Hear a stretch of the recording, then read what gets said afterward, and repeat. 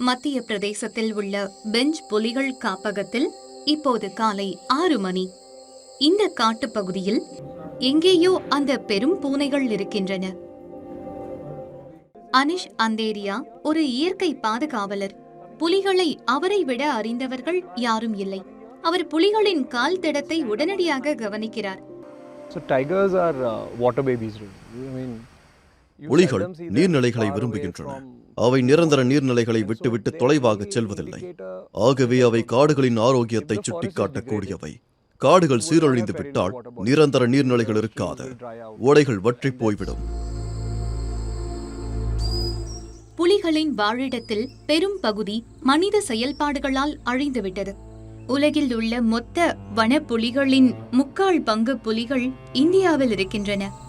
ஆனால் 19ஆம் நூற்றாண்டில் 50,000 இருந்த புலிகளின் எண்ணிக்கை 1970களில் 300க்கும் குறைவானதாக குறைந்துவிட்டது. அந்த சூழலில் புலிகள் பாதுகாப்பு திட்டத்தை தொடங்கிய இந்திய அரசு பாதுகாக்கப்பட்ட பகுதிகளை உருவாக்கியது. முன்பு கிராமத்து மக்களுக்கு எதுவும் தெரியாது. சாம்பார் மான்கள் மற்றும் பிற விலங்குகள் உள்ளே வரக்கூடாது என்பதற்காக மின்சார வேலிகளை அமைப்பார்கள். இந்த வேலிகளில் புலிகள் மாட்டிக்கொள்ளும். இதனால் மோசமான விபத்துகள் ஏற்பட்டன. சில நேரம் பொறிகளை கூட அமைப்பார்கள். நீர்நிலைகளில் விஷம் கலப்பார்கள். புலிகளை வேட்டையாடி இருக்கிறார்கள். ஆனால் நான் இங்கே வேலை செய்ய தொடங்கியதிலிருந்து இந்த நிகழ்வுகள் குறைந்துவிட்டன. ஒவ்வொரு நாளும் காட்டுக்கு செல்கிறேன். புலிகளின் எண்ணிக்கை அதிகரிப்பதை பார்க்கிறேன்.